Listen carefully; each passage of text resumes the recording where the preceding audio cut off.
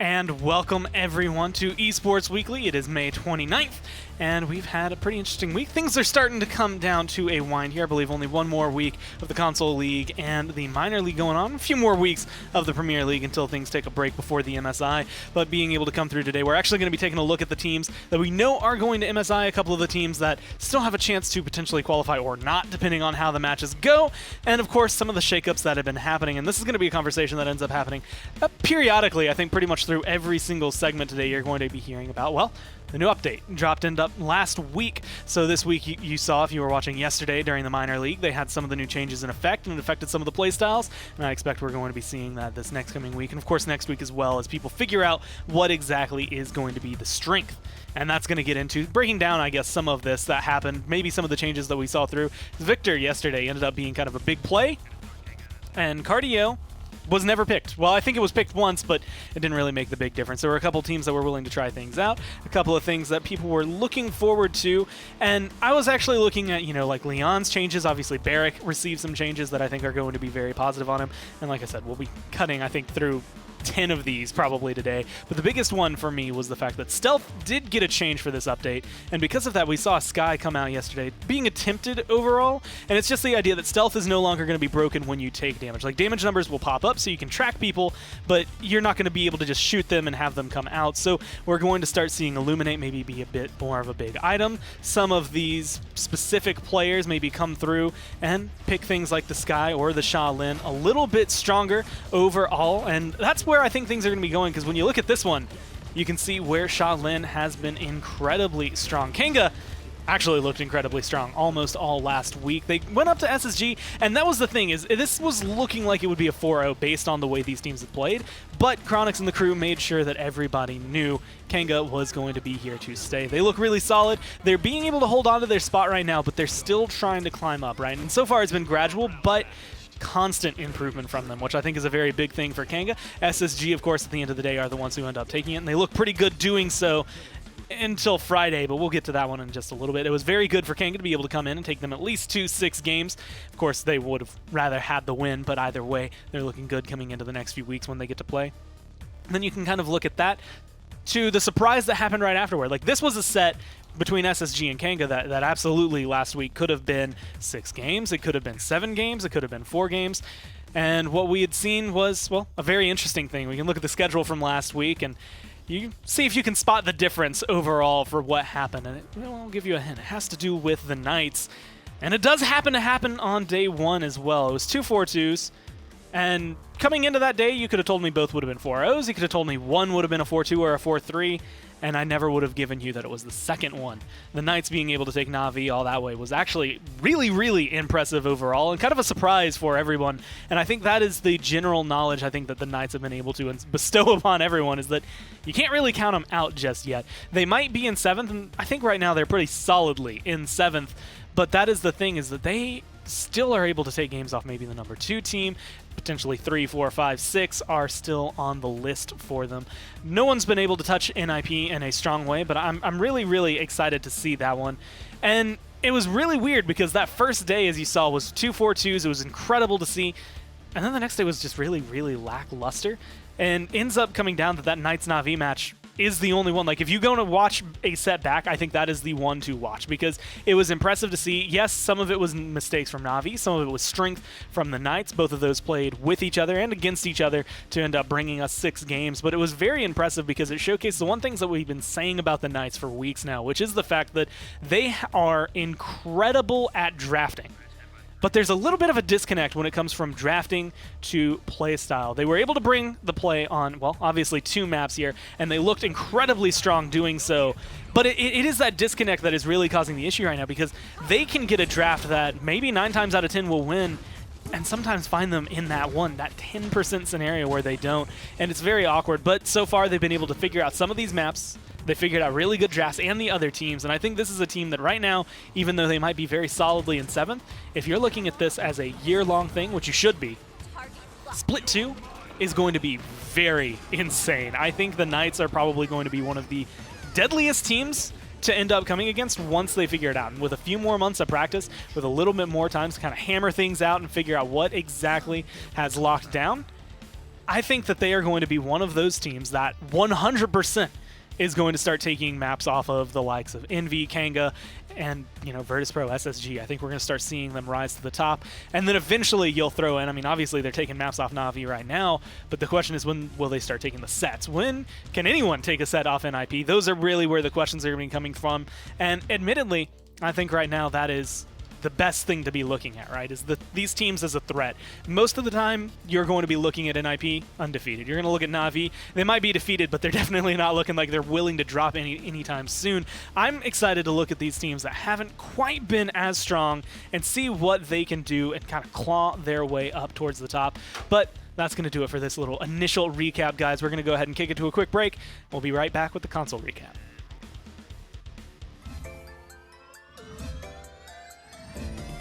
Make room. The real star is here. I've been perfecting this look for months now. To me, fashion is more than a look. It's attitude and lots of punching. How's my new jacket look? Let's get this show started.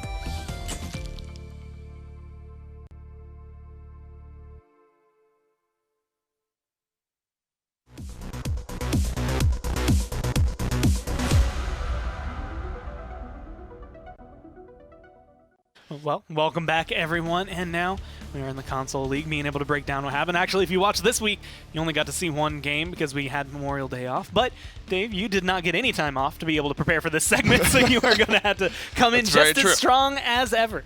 Yeah, that's very true. I mean, we have one broadcast game to go off of here, and, I mean, it was Bust Down, and they looked like Bust Down of old. Yeah. I will say there was one map where Radiant were looking pretty unstoppable in that game, and then Bust Down returned to their old form and finished off the set in a very strong way. I mean, not the set where I had my eyes really drilled in on last week, but still good to sort of see where Bust Down stand and everything. It was an interesting dynamic to be in to find a 3-1. It looked like it could have been 5 games, but where every map was a 4-0, which doesn't normally happen. It was just beat down after beat down. But Bust Down, like you said, were the ones who came out on top.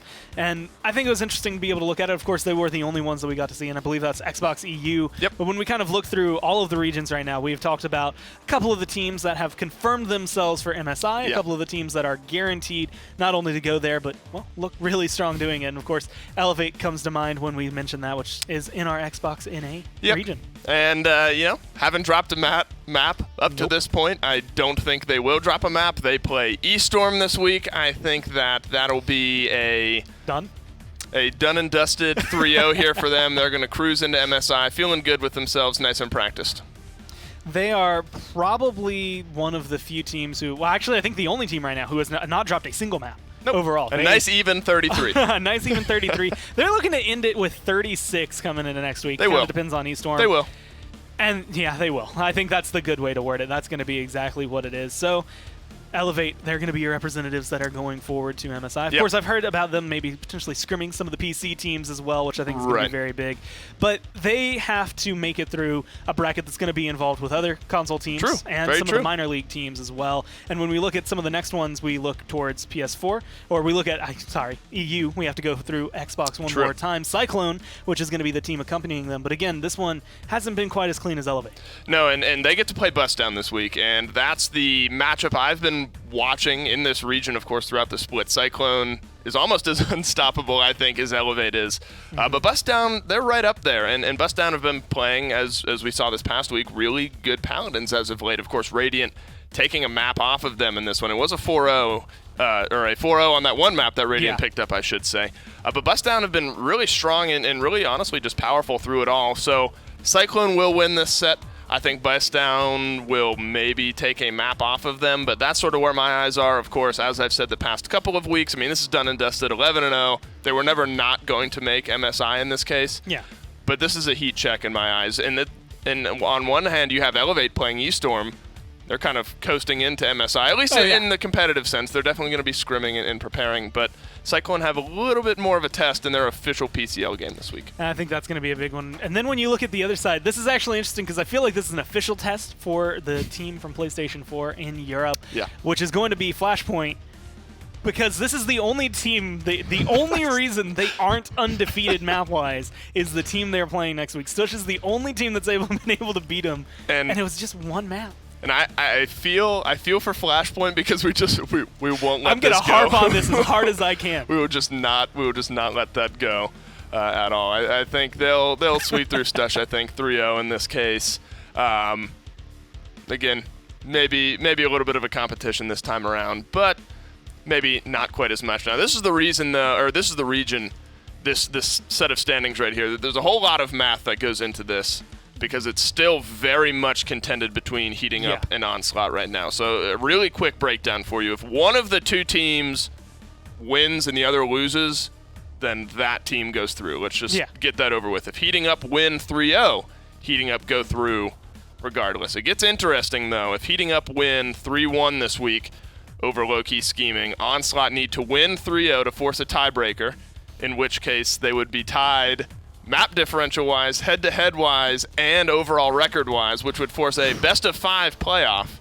So if Heating Up win 3-1 and Onslaught win 3-0, which I could see happening, that'll force a very in-depth playoff scenario. Of course, if Heating Up win 3-2 and Onslaught win 3-0, Onslaught will go through. There's a lot of math that goes into all of this, but I think maybe the most likely scenario would be a 3-1 for Heating Up, a 3-0 for Onslaught, forcing a best-of-5 playoff. I'm really excited, though, but in reality, I think it could be 2 3-0s this week. Well, and we're going to go ahead and loop back around to talk about Flashpoint one more time, because even though that region is probably the most interesting one, it is going to be being able to kind of look at the standings for what we have from Flashpoint, which, again, they will be, I think, at 32, if I'm right. If I've been looking at all this right. Just makes me, I feel so, I mean, it was literally the one map they dropped to Stush.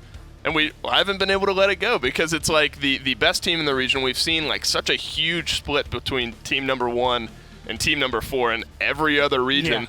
So, I mean, it is big that they did end up dropping a map to Stush, but we have to reference it because they're 3-2.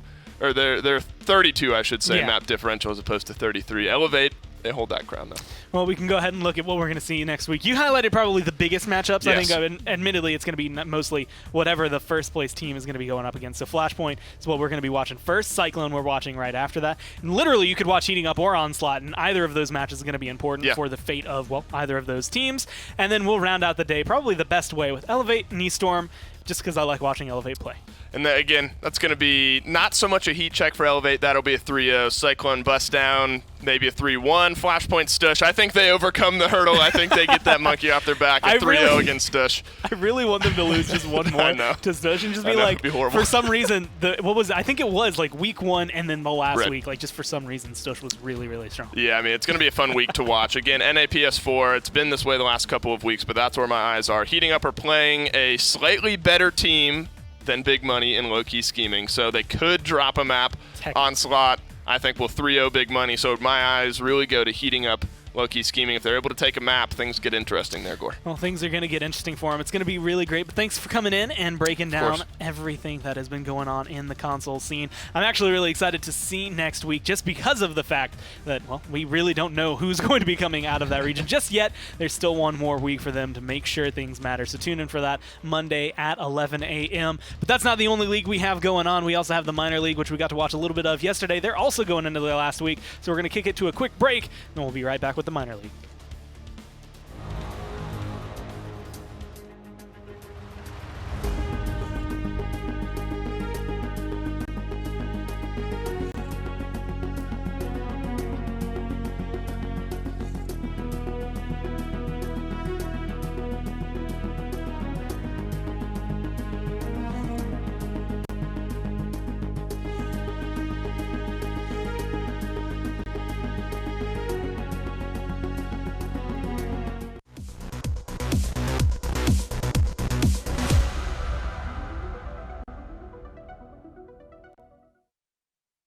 Everyone, and well, hey, it's red, which means we're in the minor league, and things have been getting interesting even though, well, everything's been kind of set in stone. I have Nick coming on to be able to come through and break down some of the stuff we saw, which specifically yesterday, I believe, is kind of like these teams' willingness to branch out and try things, because they know who's going to land and who's not. Now it's figuring out what strats can we bring with us. Right, you kind of see that reflected, I think, in what teams are, and I don't want to get like too like slap on the wrist for like playing fun and not being like all locked in for MSI, because I think it is fun, especially in these games that don't really mean much, to kind of branch out or have some fun. But we didn't necessarily see that in North America. North America, I think things went pretty much according to plan. I think everybody kind of continued to play hard. Yeah. And I don't know if it's because like this mentality sort of trickles down from the top or whatever, but there is a lot of talk around Penta being a very, very formidable team at MSI. There's very talk about Sour Team. There's not a lot of talk or expectations around either Sanguine or Nation of Power. And I don't know how realistic that is. I think there are a lot of guys, especially from Sanguine. I think there's a lot of experience swirling around in North America. And at the end of the day, that always has the positive effect of you get to fly under the radar, right?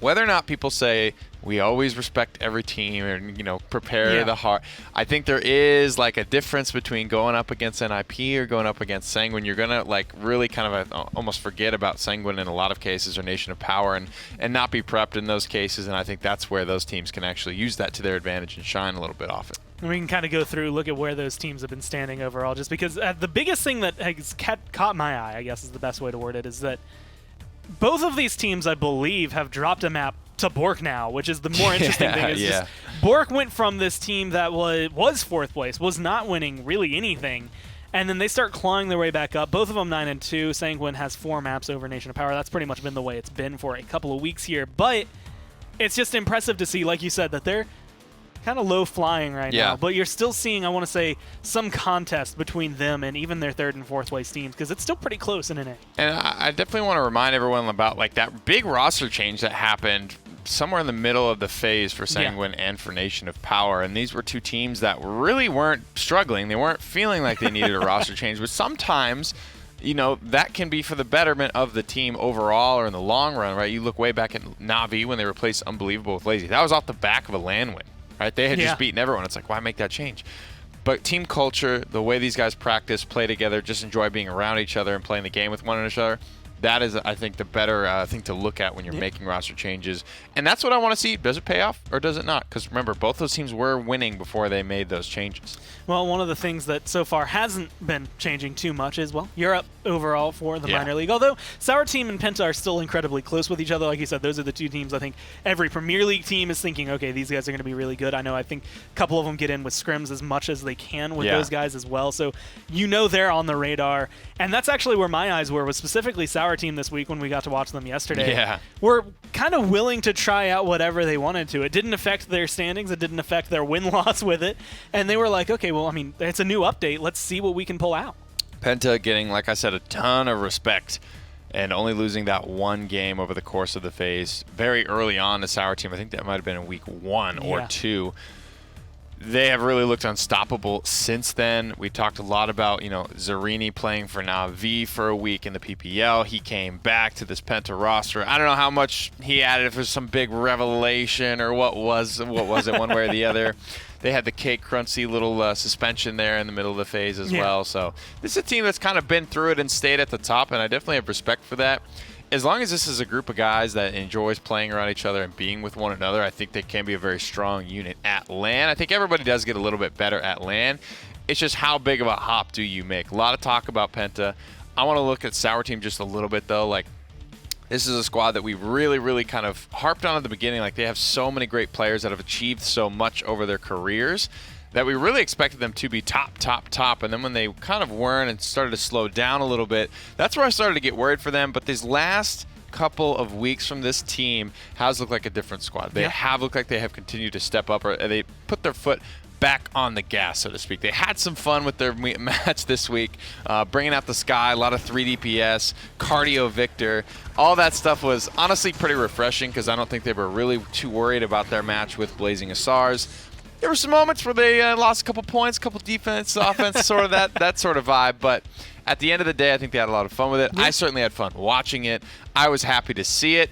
And the way that their games went the previous week against Penta, I think that was a great set. 5 games. Penta still win it all. But that was what I needed to see from them. Like, they get to this point. Perdo and Sheep have been at this point a lot of times where they get to that point of expectation and then they just sort of peter off. So it was great to see them sort of re-accelerate and reinvigorate and play very, very well. I'm excited for Sour Team as much as I am for Penta, as much as I am for Sanguine and Nation of Power. I think all these teams are going to be a lot of fun to watch at MSI. Well, next week is going to be their last week of play coming through, and you can see nothing like the big, I want to say like the two Titans at the top boxing. I think we already got that one for the last bit of the split. So Sour Team, All Business, Blazing Stars, and Penta, Nation of Power, Zenith, Bork, and Sanguine all going to be coming through. It's going to be an interesting week, though, mainly because I feel like, while All Business actually has been on the rise a little bit lately, but Bork has been too, and I want to see Bork against Sanguine because they've just been catching, I feel like everyone a little off guard every week where it's just enough to give them that one win, but not really like to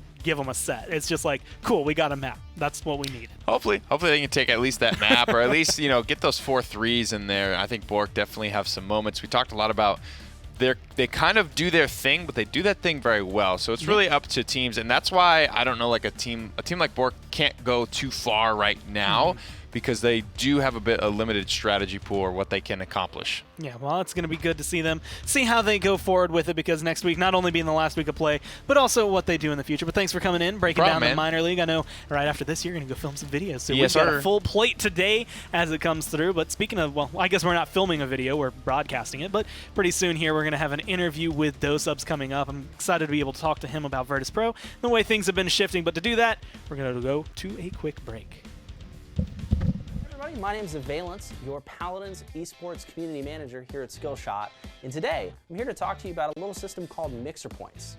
Introduced earlier this year, Mixer Points are a way for your esports viewing experience to be even more rewarding, allowing you to earn in-game skins, epic announcer packs, and more just by watching and picking things out of the Mixer store. To start earning Mixer Points, simply make sure your Hi-Rez and your Mixer accounts are linked by visiting your account page on HiResStudios.com. Once you've done that, all you have to do is simply tune in on mixer.com/PaladinsGame and watch our broadcast to start earning points. For Paladins, we have a lot of really cool items in the Mixer store for you to pick up with your Mixer Points, like Blood Moon Cassie. We also have this cool thing going on where once you earn a total of 600 points, you'll be able to carry Mixer Con with you in-game. So what are you waiting for, champions? Go ahead, join us in chat and start earning points today. Welcome back, everyone, and now the colors have changed. The logo is up. It's time to break down some things with Virtus Pro. And I actually think the last time I got to talk to anyone from the team, like on Esports Weekly specifically, was pre-week 1 with Vex. So it's been a little bit. And like you guys have had, I want to say maybe like a little bit of a rocky road, like at first getting started, but you found your home. I mean, the last time you played, you had 2 really big wins, and specifically against like SSG and Knights. So I just want to know, like, how's the team feeling? How's everything been going? Team's been going great. We came into it really realistic. Our coach Spuds, he is really big on setting goals. So we set goals every time we play, every time we scrim. We have goals, and they're achievable, and they're not overreaching. We didn't come in expecting to 4-0 every team and go undefeated. So the losses weren't as bad. Right? Yeah, that's next year. We're definitely planning on it. Well, I think that's like the realistic way to look at things. Yeah. Like, what can we do? Like, take it in a chunk. You get that chunk done, then you set your next a goal, I guess, at the end of the day. But this is also a unique week just because there's been a patch coming through, and originally I forgot that I was even going to ask you this, but now I mentioned it with Nick. I want to be able to talk to you about it. Like, is there anything this week that you think is going to be like a big either hit or kind of bonus for your team? Like anything that's going to hurt or help? Oh yeah, Cardio Victor's coming back. Oh yeah? Yeah. It's pretty insane. I can't remember how many times I've seen Hakata play Victor, but I'd love to see him run some cardio. Yeah, I'll tell him to play. But Furia, realistically, she's pretty good. I think she'll be coming back. Being able to come through. I think she got, the healing range increase, right? Yeah, so being able to come through with that. But, I mean, you've been coming through, and this team has been, I want to say, pretty unique overall compared to some of the other Premier League teams. You have the international viewpoint. Technically, you've been playing with a sub this entire time, if that's what you want to call Poulet anymore. Poulet's our starter now. But he's been, I mean, he was incredibly solid, essentially from week 1, like you guys have been going forward. So, like, what would you say, if you had to describe, like, the unique thing, like, what gives VP the feel that you bring? What gives VP the feel that we bring? Yeah. We're just coming from a ton of different backgrounds. All our voices are coming from top teams, and, sometimes we butt heads. Everyone has their idea of what works right. Fish is going to yell at someone, and Kate is like, no, this is a great draft here. And, we just have a lot of angles to come from, A lot of history and a lot of experience across, 4 regions. So being able to bring in that is pretty big for you. And this week, you have a couple of matchups, one against the Renegades, but I think the big one that everyone's mind will be on is Envy, that you're going to be playing against. And there's been a discussion around them like being, okay, is this the same team that won the World Championship? Like, are they still at that level? How are you feeling about Envy specifically going into this week? I think we caught Envy right where they started to struggle a little bit. They're still a fantastic team. They've been getting better every week. I think we'll be playing a stronger Envy this week than we did last time. So, I think it's going to be a good set. Maybe we 4-0 them, maybe they 4-0 us. We have no idea. Could go either way. I think I've yeah. heard several times that at this point it just kind of depends on who shows up on game day more than anything. Yeah, pretty much. Is there anything specifically about Envy that like this is like a threat that we have to worry about, or is it really just the team as a whole because they've proven themselves to be really solid? I mean, there's always Rock Monkey. I think Rubu's an amazing tank. They're all just really good, and there's really not much to like prepare for in advance. You just have to be prepared. We for have so much experience. Literally with everything. Them, like we know how they play and what they're gonna do, and we're gonna try to counter it. They're gonna try to counter us, and it's just gonna be a chess match. Well, there you go. It's gonna be a fun chess match to watch as well. Yeah, I hope. Now I have one more question. Did Spuds shave his beard? Yes.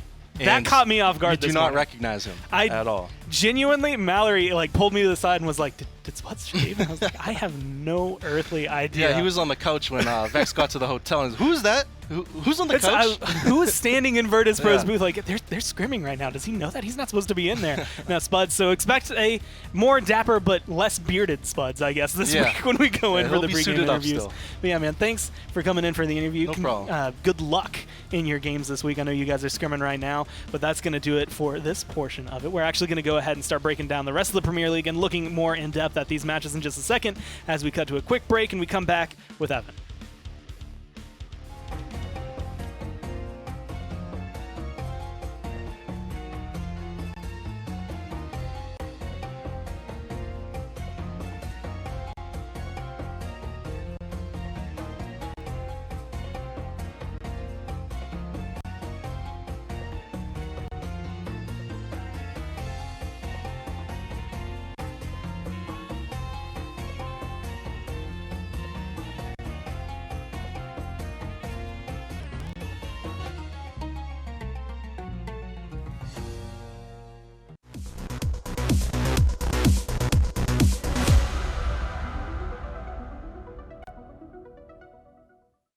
And now we're in for the rest of the week. What we are going to be seeing tomorrow and Friday, and of course to join me for this one, it's Evan Rain Day Rayner. Yo. To be able to come in, and me and you are actually going to end up breaking down something I think a little bit more in depth. You're right. That's actually the proper way to say it. No, I was just reiterating, But it is also the right way to say it. I think you're supposed to put yourself second. I can't remember. Either way, there's some interesting things, like some really cool matches that are coming this week, along with some really cool changes to the game that happen that are going to affect, I think, a lot of the levels of play and a lot of the champions that we typically see from week to week anyway. So I think this is going to be a fun eggshell to start cracking down. Yeah, it'll be interesting. There's a few champions and a few looks that we're obviously trying to see how they will be implemented. We saw a little bit with the minor league, seeing a little bit of what the Leon precision change is, the ability to scale up those shots. And I thought that was really interesting. The potential of that damage is big, but the reason people are playing it now is because of the nerfs, obviously, to Imminence. So having that kind of value brought off of Heraldry, which was the card that kept that alive, it scales now 1 second per level that you have, so all up to 5, where it used to be 1.5 seconds you would get off of it, and that would mean 7.5 seconds. So if you hit 1, essentially you're able to almost get the cooldown back, so to speak, with the way that talent function, taking some seconds off the cooldown already. So Leon will be a big change. We'll also see Imani have a little bit of a change here, and that's one thing, Gore, that we saw, but it didn't feel like we saw anything, and that's because the card that has been adjusted to affect the slow now on the Pyre Frost Bomb. The bomb moves slower, but there's a card that can increase its movement speed quite a bit. I think it can actually get faster than it was. But you have to now put some more card points into that. You may not have the shield that you usually have, may not have as much health, you may not have as much movement speed on the Frostfire Glide, and that's a big deal for her. And I think it's going to be interesting because the base move speed of that was lower just a little bit. I think it was 60, units per time that it moved forward, and now it's going to be 40. So it's you can pass it, but like you said, are you going to be willing to put those points into it? Is it going to make that big difference? But I think the big one, obviously Leon and Imani changing, Cassie probably is going to become maybe a bigger pick overall because of those. Yeah. But Barrick was the one that caught my eye because everyone who has been playing Barrick is so happy that he got buffed because they're like, cool, now I'm going to do some ridiculous things. Well, what's the two things to be kind of worried about a little bit, not worried, but just be aware of as we head into our matchups with Barrick is the improved damage consistency and the reduced fall off. His weapon is getting better. So that's something that you have to pay attention to. Also, he's getting base kit adjustments, meaning that his base kit is getting stronger. His shield cooldown is going down from 14 to 12 seconds. And so Barrick, in general, although he's going to have to, cards are still going to be great. They're a little adjusted for it.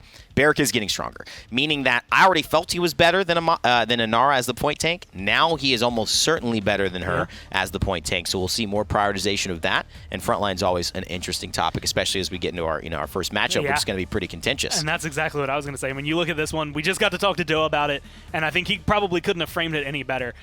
This one is one of those. Both of these teams have a lot of history with each other at this point, and it is going to be Virtus.pro going up against Envy, and kind of looking at Envy as this I want to say unique area because they were world champs and they came in, and that first week it's like, cool, you beat Na'Vi. Yeah. And then they kind of disappeared for a few weeks, I guess is the right way to look at it. And it's been that, well, who's comfortable, who's not comfortable, like what's going on. Last couple weeks they've been coming in. Specifically, we've been calling it the Rock Monkey factor. Like when he's turned in, it changes their level of play. I mean, what's interesting about Rock is he's such a rock for this team. He's such a carry for them. And as long as he can continue to do this, Envy will be fine. What we've noticed is that for the first weeks, this wasn't this level of play, that level of excellence right there, premeditated, locked in the zone, wasn't there. And Envy suffered as a result of it. Random Noob couldn't pick up all of that slack. That's not his job on this team anymore. He used to be the main guy. Rock is the main guy. Random Noob gives you that extra that puts him over the edge. It's like Steph Curry and Klay Thompson when he hits threes and then Steph hits you're like, okay, we can't guard all this, let alone add KD to the mix, right? So the idea around this is Envy, if they play to their best, are going to have a great chance to win. They've been getting better and better. I actually have them going to win this game. However, Virtus.pro, man, there's a lot of history. You're right. Yeah. You're right. There's a ton of history. Fasheko has, on Fnatic last year, had a lot of his dreams spoiled. Vegas was spoiled. Envy winning their first land. That was where Fasheko and Fnatic lost after being up in the winners bracket side all throughout these midseason invitationals and also through the leagues. Vex, Doe, they lost to Envy when they were on that undefeated streak many times. So this is not something that they want to lose now, knowing that there's a chance to win. I don't think I could be more excited than to see Hakata and Rock Monkey go up against each other one more time. It's fun. And this is the one that was split overall. I mean, 50-50, which I think is perfect odds for how this set could go. I think we're going to see maybe high priority on Eevee because we've seen a lot of that come from Envy, but a lot of that come from Virtus.pro. We're going to be looking at potentially the Cassie, Leon, where she ends up. I think both players between Rock Monkey and Hakata, if you're going to run precision, I think both of them very often are going to be able to get that 25% bonus damage. Like, it's going to be very consistent shots. Yeah. And so this is a shakeup, and I think this is probably like the match. Like, if you only have time to watch a single match this week, build it around this one. Like, just go for it. Well, I hope that it really delivers. It does feel like either way you slice it, Leon, Hakata, Rock Monkey, it's hard to choose that. Eevee, Random Noob, Fasheko, hard to choose between that. You look at all of these, dynamics with the frontliners as well, and Dosip's playing that role, and you see Tolki and Rubu, and you see Puleole, and you're like, who do we, Puleole, Rubu, Tolki, Dosips, you see Vex, Mr. Hayes. I mean, from the elevated nature of these players' history, this matchup and the importance of it, position-wise within the league going into MSI, it's astronomical. So definitely pay attention to this one. Well, the other matchup, it's happening that day. NIP are going to be back, and I guess the question will be, are they going to lose their undefeated streak as they go up against the Renegades here? I know what our predictions say, but I just want your analysis for this one. Well, there's not much to analyze at this point. NIP are going to do a very good job of keeping that undefeated streak going with Renegades. I mean, I would be shocked. I'd show up to work the next day, in my underwear if they lost this game, and I would be happy about it. Also, it's gonna be it's a promise. They won't lose. Renegades won't make me do it. I'll show up in boxers. I don't care. I don't think it'll happen. I'm just kidding. If NIP is watching this, I hope you know that they're like, well, you know what? I mean, season we away. can I wish. Listen, if it would at least make that second matchup interesting. Right now, there's no way I see this being interesting enough. But hey, if they lose, I guess we'll have an interesting Friday. I mean, being able to come in, one of the players to look at for this one. I actually think there's going to be a battle of supports overall, but Bird has been the one who I think, admittedly, out of NIP and out of all of the supports in the league, I would say other than, I'm going to say maybe Cuss, Vex, maybe a couple of guys, maybe even looking at Spunky, like Bird is more willing to just forego a Maldamba and play whatever support he thinks is good at the time. And the difference between what I would say he can bring and what we'll see out of like Viral in this set, or even some of the other guys that are really top tier supports, is that he almost always has the perfect support for the opportunity. Yeah, I think he picks really intelligently for his team's needs with his support play. You do see him pick the Ying up sometimes, and it feels like on other guys, that would be a negative. It would actually hinder them. They wouldn't be able to get the healing out. But Bird somehow understands exactly what his team needs to do. And part of it is because he's leading them, and he's led so many teams to so much success. A world champion, he knows what to do and how to play the game. And what that does is when they're playing so coordinated, it's a lot easier to heal someone when they know where to stand, when they know when to check in for healing, when they know what your healing priorities are. There's a very clear hierarchy. If you talk to NIP, who gets healing first? I mean, talking to Bonker sometimes, the guy's like, I can't get a heal for, my life, man. Freaking Tenner's getting everything. And I'm like, geez, come on, he's Pip. He doesn't need healing. He's got his own. But that's the way NIP, they prioritize very intelligently, and they understand it. So to me, no way Renegades takes down the champs right now. Undefeated Renegades don't feel like the team that's going to do it. I think NIP will be fine on Thursday.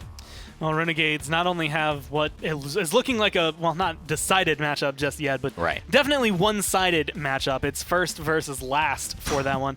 They have to go almost immediately off this one into a Thursday matchup where, depending on how that initial matchup between VP and Envy goes, they will either be playing someone who just beat Envy or someone who is very, very furious about just losing to Envy, and they will be going up against Virtus Pro. And I think this one follows a very similar vein. It's not quite, I think, as wide as you would see between NIP and Renegades, but Virtus Pro is still really far up there. Well, what we'll learn is as you watch, it all depends on game one that you see when you look at Virtus Pro and you look at Envy. What we'll learn from that is really who's on top. I think if Virtus Pro win against Envy, this is going to go similarly to what we would expect NIP. It's a real tough week for Renegades, being the team that's only won once, but also a team that now is facing against some of the top competition in the league. So I expect similar result score. The issue is, if Virtus Pro lose to Envy, how well can they bounce back? Hakata, Blue, I love the guys, but they're emotional. And when they're on that high, hard to stop them. When they're on the low,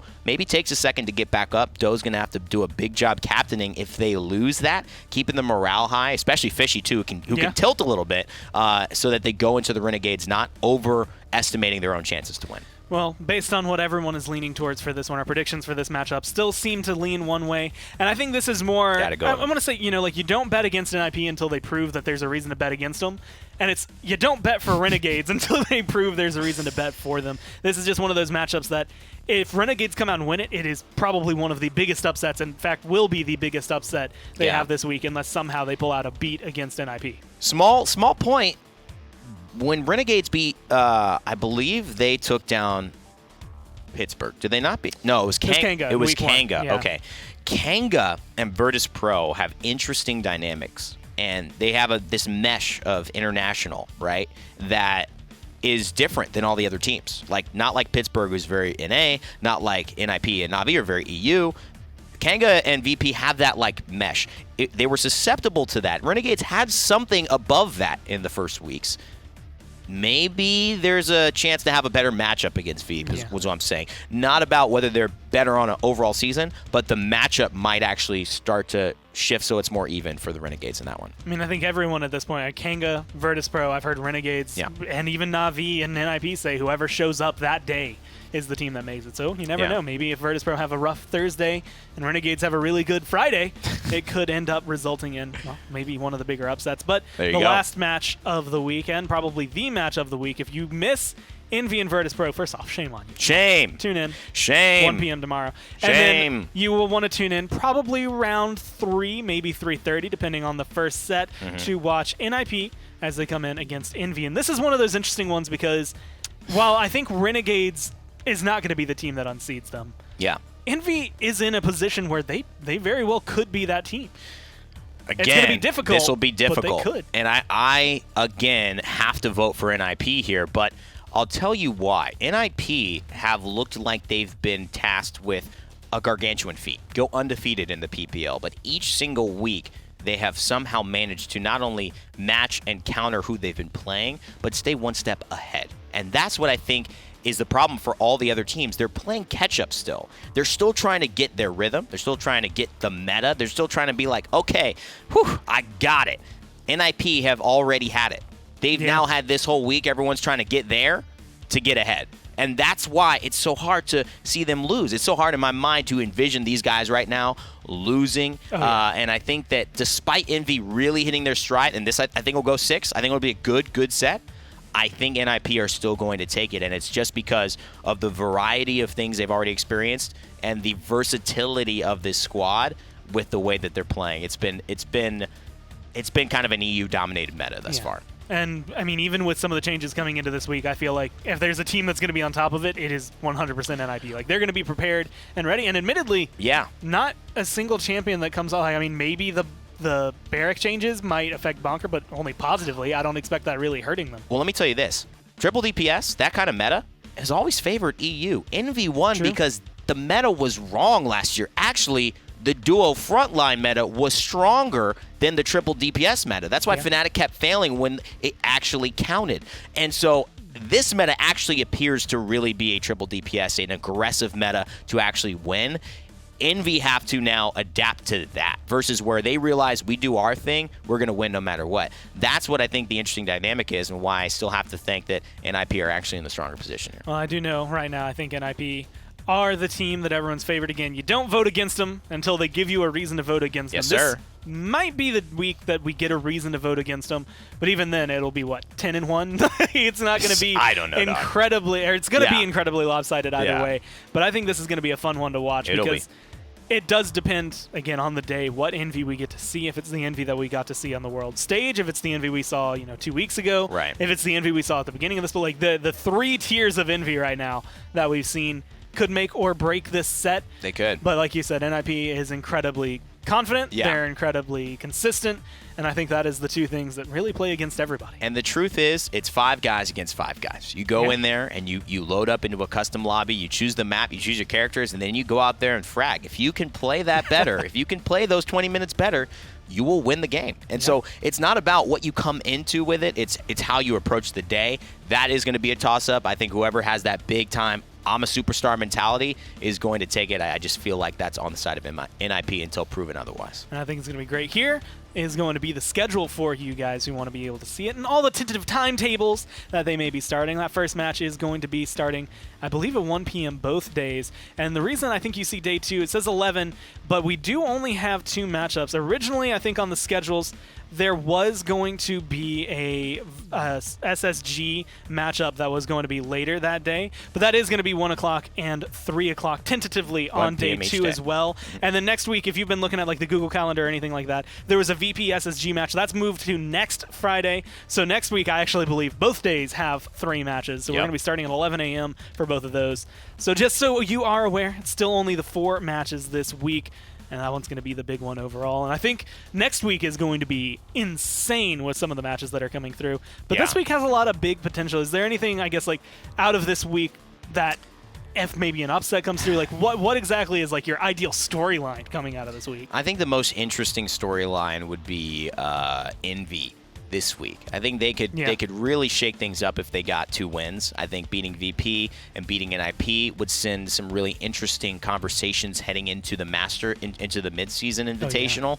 And I think the most interesting secondary story would be VP kind of demolishing Envy. That would be the most interesting thing because I think then it would put VP in maybe these guys are really getting ready. All this potential's finally coming together. So if they can actually have some dominating performances and they can 2-0, I think this will be very, very exciting. Either way, we'll learn a lot and get excited about the midseason invitational. I think, and this just goes to say, I just don't think they're, from this point on and really from week 1 on, there's not been a disappointing week of the PPL. No. And I don't think we're going to hit that stride this week. Me neither. Or next week. the week after that, I'm not going to be here, but I still don't think it's going to be disappointing. I'm going to have to find a way to tune in while I'm gone. I know. And either way, it's going to be interesting going into the mid-season invitational. But thanks for coming in and talking Premier League talk with me. Yeah, as man. we get to break it down. But that is going to do it for today's show, guys. That was Esports Weekly. My name's Ben Gormizer. That was Evan from everyone here at Skillshot. Of course, we appreciate that you're watching tomorrow and Friday, 1 p.m. to tune in for the Paladins Premier League. It's going to be some great matches. We hope to see you there. What's more than I say we are through?